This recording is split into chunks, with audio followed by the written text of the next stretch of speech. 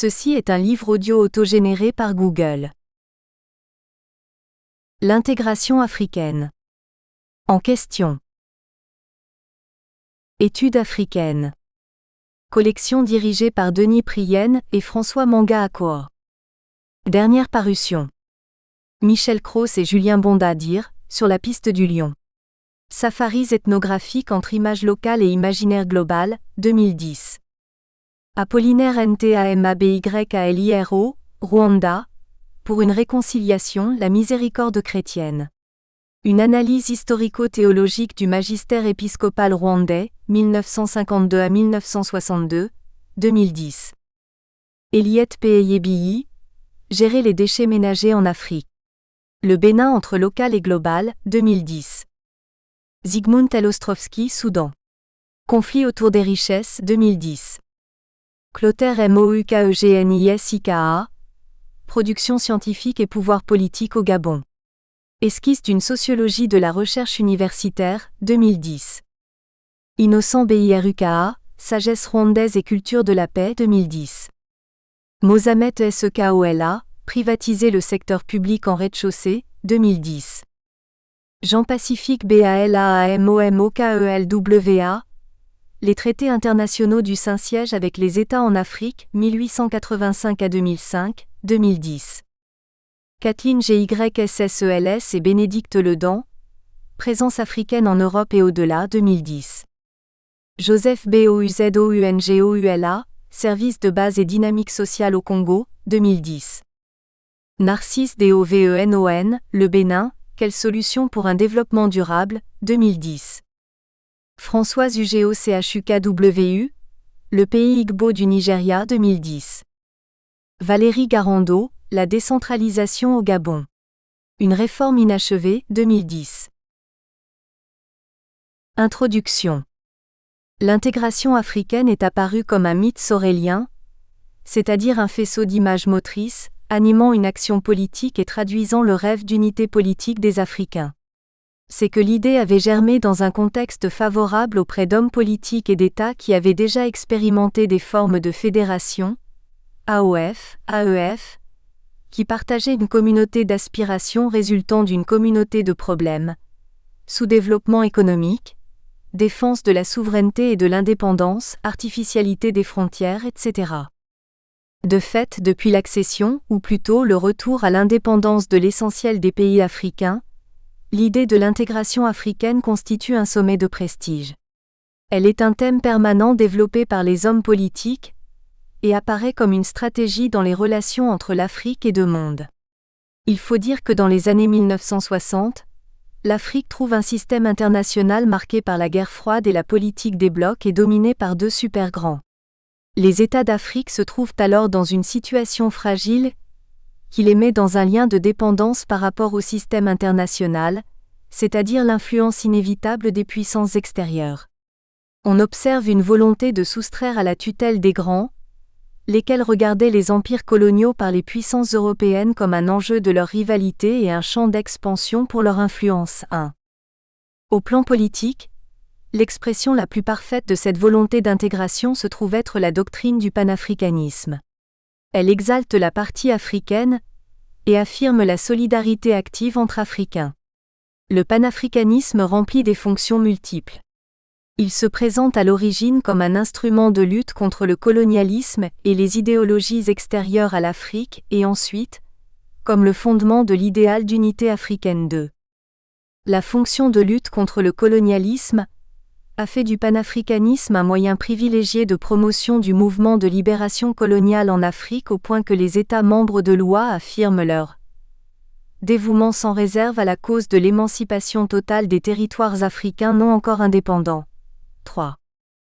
Enfin, le panafricanisme peut vouloir dire un effacement de souveraineté en faveur d'une institution surétatique et supranationale, ou une simple coopération entre États africains souverains. 4. En ce qui concerne les enjeux institutionnels de l'intégration africaine, les difficultés ne manquent pas non plus. Si les Africains sont attachés au panafricanisme par idéal, ils apparaissent également pointilleux quant à la protection et la défense de leur nouvelle souveraineté au nom de la prudence et du réalisme, d'où la difficulté du mode d'institutionnalisation du panafricanisme. Doit-on adopter la technique de l'intégration ou celle de la coopération ? Faut-il des fédérations d'États-Unis d'Afrique ou des unitaires regroupant les pays que compte chaque région ? Ces interrogations révèlent les conceptions, diverses et le plus souvent adverses de l'unité africaine 5.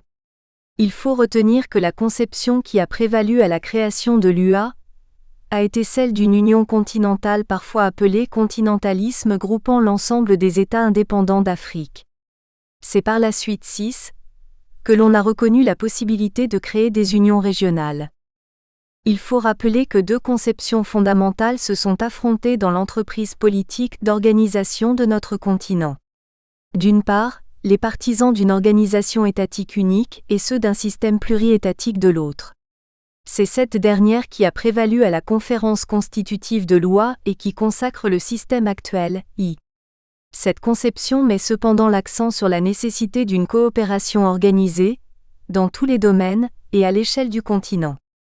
Mais la pratique à laquelle a donné lieu ce continentalisme résolu a révélé la modicité des résultats obtenus dans l'entreprise de construction nationale, avec la permanence ou l'actualité des objectifs initiaux.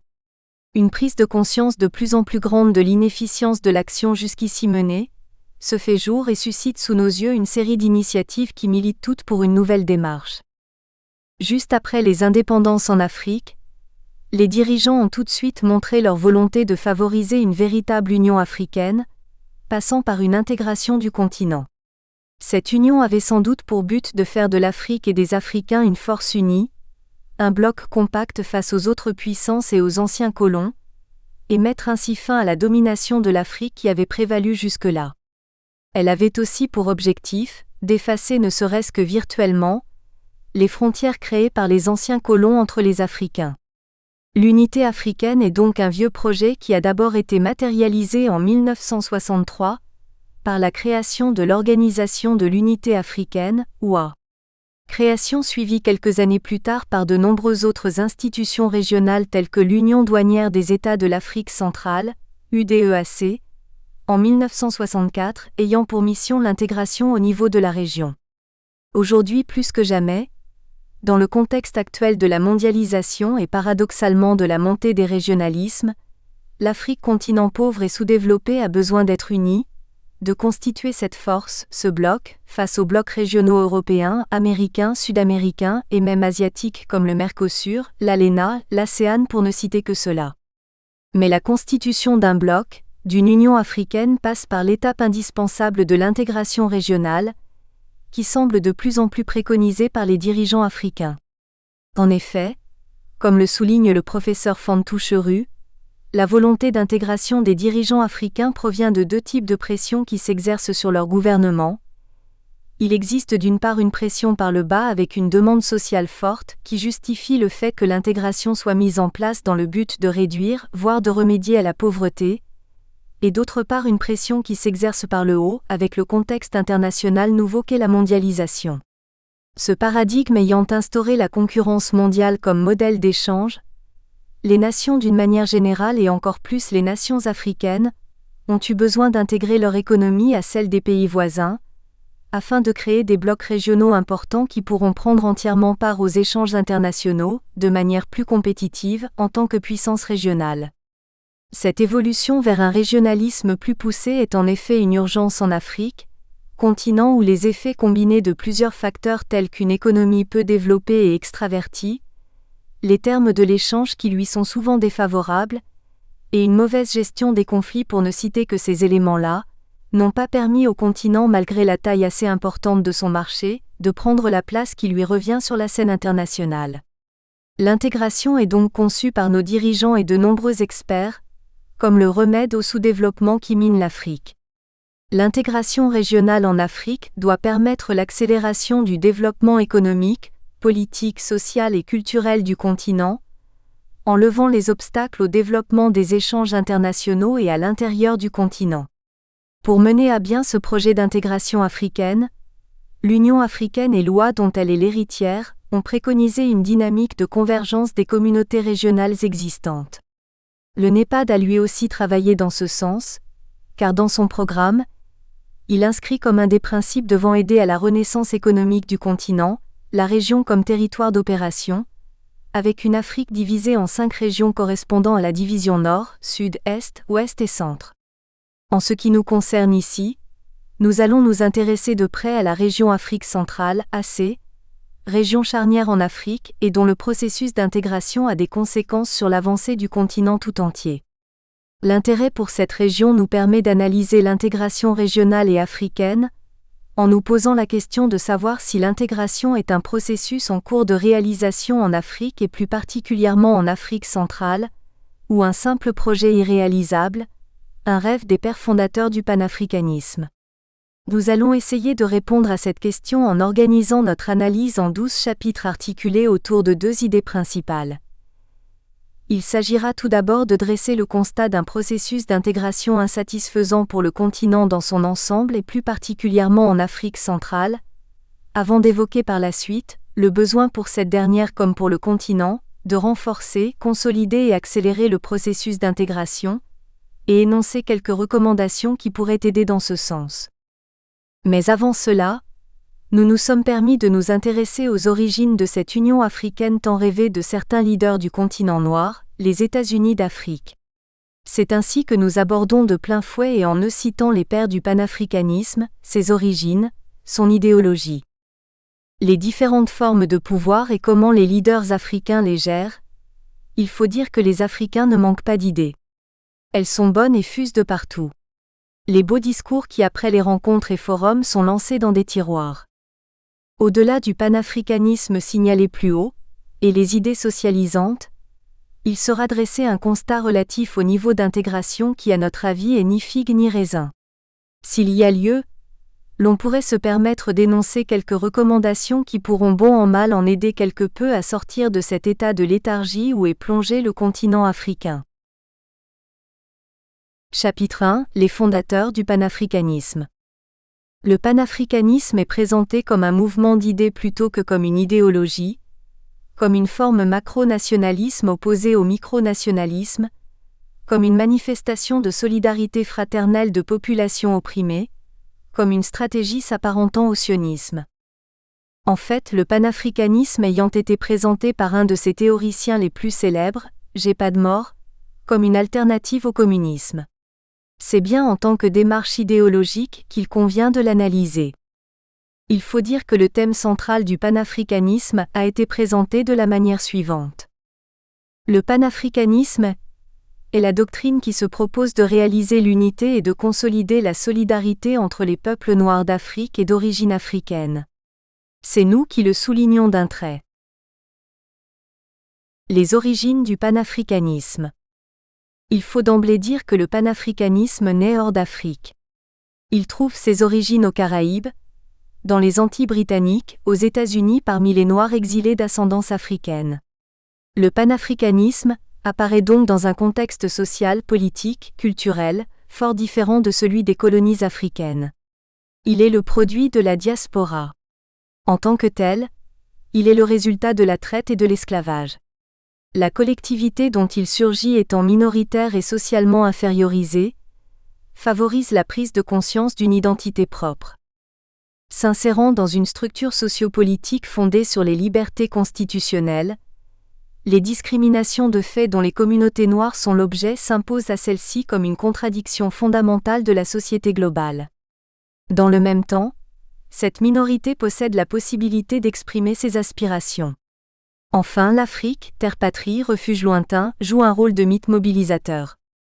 Voici les principaux initiateurs du mouvement. Sylvester Williams. Né en 1869, c'était un intellectuel brillant. Avocat originaire de Trinidad, il a vécu à Londres avant de faire un bref séjour en Afrique du Sud. Il semblerait avoir subi une double influence de son milieu d'origine. En effet, aux Caraïbes, l'influence africaine est encore relativement vivace. C'est ainsi que beaucoup d'Africains qui y résident se prétendent originaires des provinces de Yoruba au Nigeria. En outre, cette période est encore marquée par la guerre de sécession aux États-Unis et les mouvements abolitionnistes qui l'ont caractérisée. Inscrit au barreau de Londres, il devient défenseur d'Africains installés en Grande-Bretagne, notamment pour des questions foncières. il prit l'initiative de convoquer le premier congrès panafricain à Londres en 1904. Il mourut peu après le congrès. Booker T. Washington. Né en 1858 en Virginie avec le statut d'esclavage, il crée aux États-Unis la National Business League, qui préconisait essentiellement l'amélioration du niveau de vie des Noirs américains. William Bourgart Dubois. Né en 1868 blanc négritisé, fier de ses ancêtres européens. Intellectuel, sociologue, historien, littérateur, mais n'étant pas tribun, n'a qu'une faible audience auprès des masses noires. Il est en contact avec les libéraux américains, et crée en 1906 le mouvement du Niagara, et en 1908, l'Association nationale pour la promotion des peuples de couleur, National Association for the Advancement of Colored People. Il prêche une lutte ouverte et vigoureuse pour l'égalité des droits.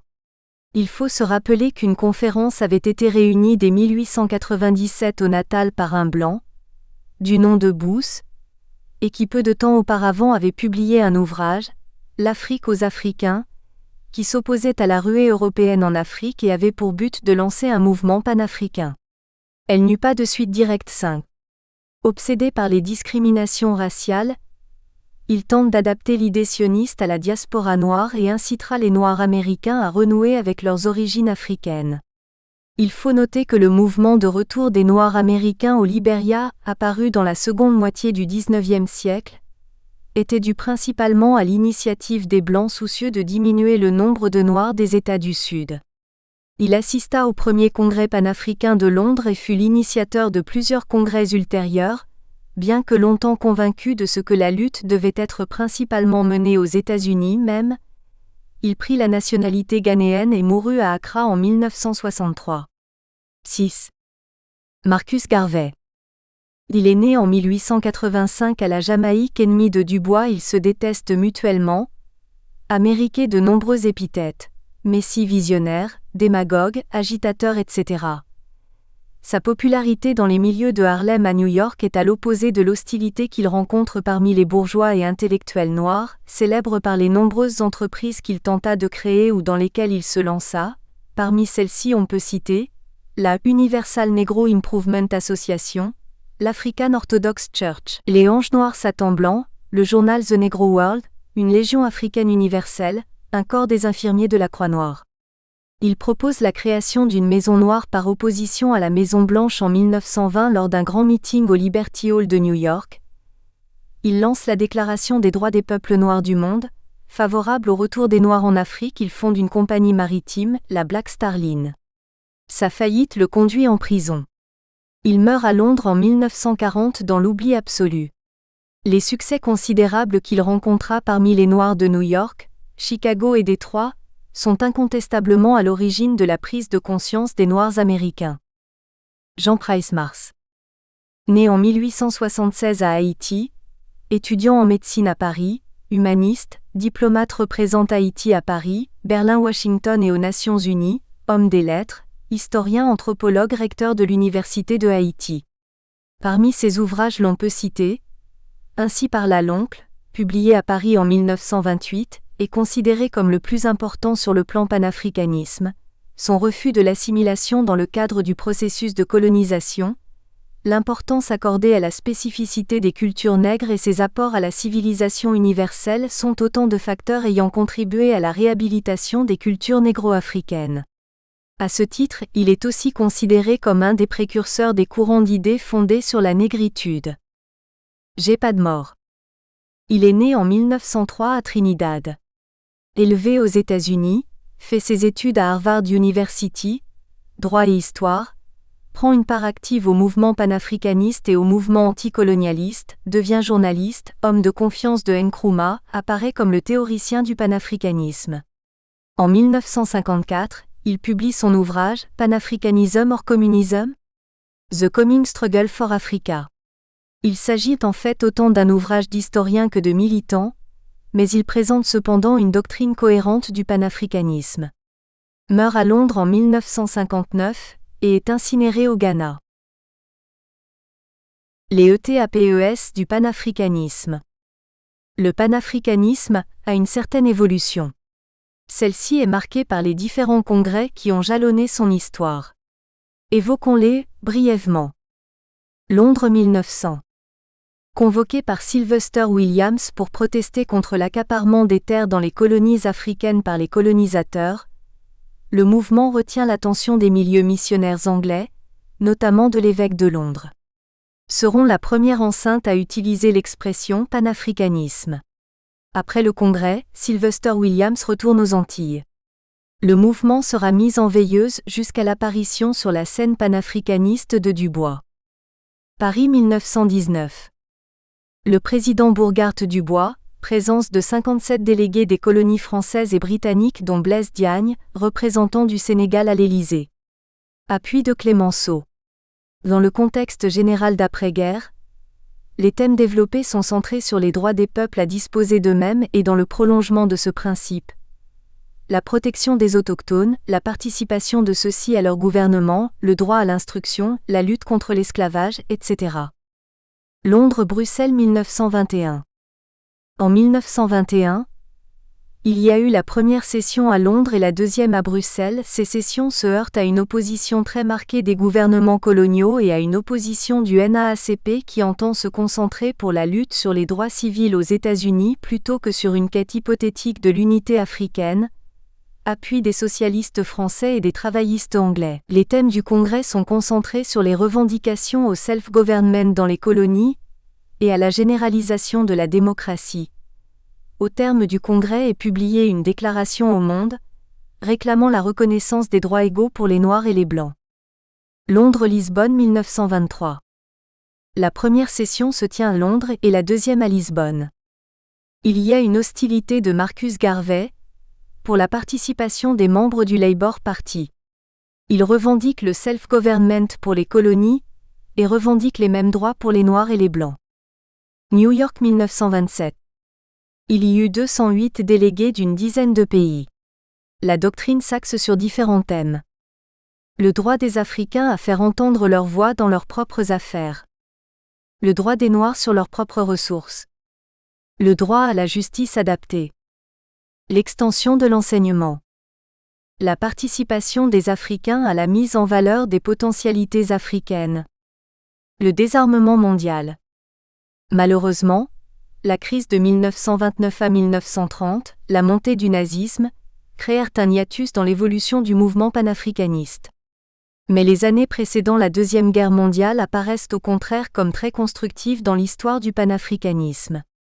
C'est ainsi que l'on assiste en 1937 à la création de l'International African Service Bureau, puis en 1943 à la Pan-African Federation, regroupant plusieurs associations africaines, œuvres sociales, groupements d'étudiants, partis politiques, reconnaissant comme les leurs les principes panafricanistes, indépendance et unité africaine, abolition des discriminations raciales, solidarité interafricaine.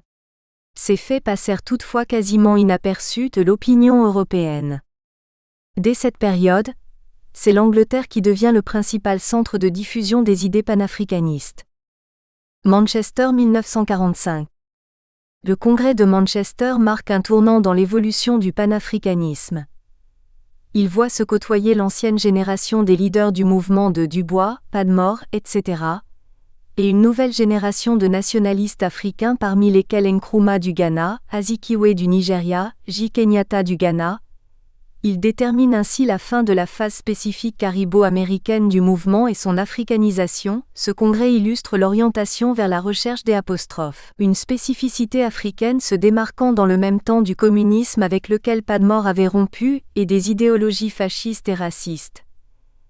Il ouvre la voie à la revendication, à l'indépendance et l'autonomie dans la mesure où les peuples sont capables de se gouverner eux-mêmes et sous réserve de l'unité et de la fédération des États du monde. Enfin, il sera le dernier congrès panafricain hors d'Afrique. Koumani, Ghana 1953. Ce congrès est convoqué par Nkrumah et recommande la création du National Congress of West Africa créé en 1954 dans le but de promouvoir l'unité de l'Afrique occidentale, marque le rôle croissant de la Gold Coast, Ghana, dans l'évolution du mouvement. Accra, Ghana 1958. La première conférence des États africains indépendants tenue à Accra, en avril 1958 fut un important succès de prestige pour Nkrumah. Grâce à l'ancienne équipe de Londres, Grâce au modèle que le Ghana pourrait offrir sur la voie de l'accession à l'indépendance, le Ghana allait jouer le rôle de pionnier du panafricanisme en Afrique. Elle regroupait le Ghana, le Soudan, le Libéria, l'Éthiopie, le Maroc, la Tunisie, la Libye, l'Égypte.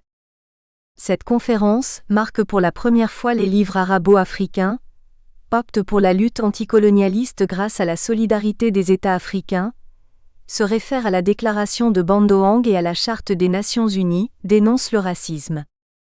L'on ne saurait toutefois omettre le rôle assumé dans la suite par la présence africaine, sur le plan culturel. Le premier congrès des écrivains et artistes noirs à Paris en 1956 en présence notamment de Price Mars, Senghor, Césaire, Wright, Rabé-Mananjar, etc., fut salué comme le réveil des peuples esclaves. Il donna une vive impulsion à l'idée de négritude correspondante culturelle de l'indépendance.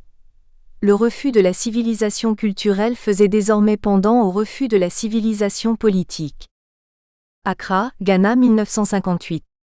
En décembre 1958 se tenait de même à Accra, la première conférence des peuples africains. Tenue non plus au niveau des gouvernements mais à celui des partis politiques, elle regroupait 250 délégués. Elle reprenait les termes du panafricanisme en les radicalisant. Option pour l'action de libération non violente sauf dans le cas de contraintes aux représailles, création du Commonwealth des États africains libres. Elle aboutissait à la création d'un secrétariat permanent dont le siège était à Accra, dans le but de développer le sentiment de solidarité africaine et de favoriser la création future des États-Unis d'Afrique. Accra, Ghana à Addis-Abeba, Éthiopie 1963. De nombreuses réunions panafricaines vont jalonner l'histoire de l'évolution des mouvements entre 1958 et 1963, Conférence des États africains. 1959 Monrovia. 1960 Addis-Abeba, Conférence des peuples africains. 1960 Tunisie. 1961 Le Caire, Conférence panafricaine des étudiants. 1959 Tunis, Conférence des femmes d'origine africaine. 1960 Accra, Conférence panafricaine des églises luthériennes. 1960 Antsirab, Madagascar, Conférence panafricaine des journalistes. 1960 Bamako, etc. En fait, le retour en terre africaine et l'effervescence qui se manifesta dès lors autour de l'idée africaine allait en fait marquer le déclin de l'idéologie panafricaine.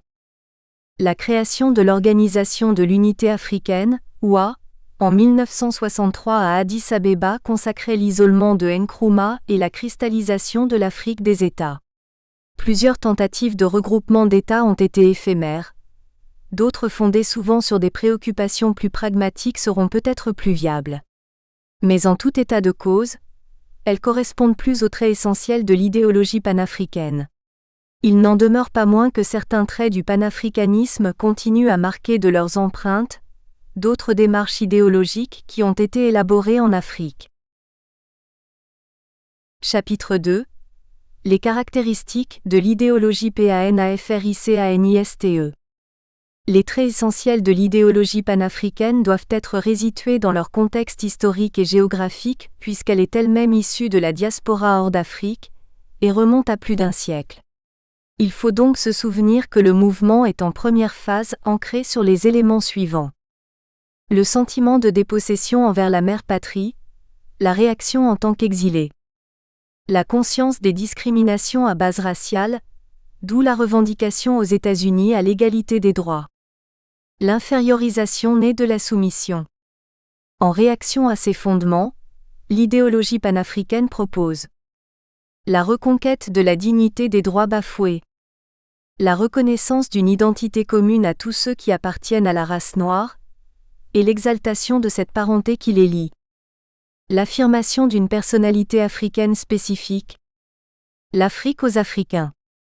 Compte tenu de ce contexte général, on peut retenir de l'évolution du mouvement les aspects suivants. Au congrès de 1919-7 fut notamment demandé que les anciennes colonies allemandes soient mises sous tutelle internationale, la propriété des terres et de ses ressources naturelles soit garantie aux indigènes et que l'investissement du capital et l'octroi de concessions seront réglementés de façon à empêcher que les indigènes soient exploités, et que la richesse naturelle du pays soit épuisée. 8. L'esclavage, les châtiments corporels, le travail forcé soient abolis. L'enseignement gratuit et généralisé dans la langue de l'enfant et celle de la métropole. La participation graduellement accrue des Africains au gouvernement neuf. En 1921, outre l'égalité absolue des races et l'universalisation de la démocratie, les revendications portent entre autres sur 10. L'autonomie municipale immédiate. La liberté de conserver sa religion et ses coutumes. La coopération internationale basée sur la justice, la liberté et la paix. Le retour des Noirs à leurs terres et sa défense contre la cupidité effrénée du capital investi. 11. La création sous l'égide des Nations Unies d'une institution internationale destinée à l'étude des problèmes nègres, et la création au sein du Bureau international du travail d'une section chargée de la protection de la main-d'œuvre indigène. En 1923, de nouveaux thèmes apparaissent, les revendications antérieures se répétant. 12. Le droit pour les Africains d'être jugés par des jurys composés de leurs pairs, sous le régime juridique établi. L'enseignement primaire gratuit pour tous.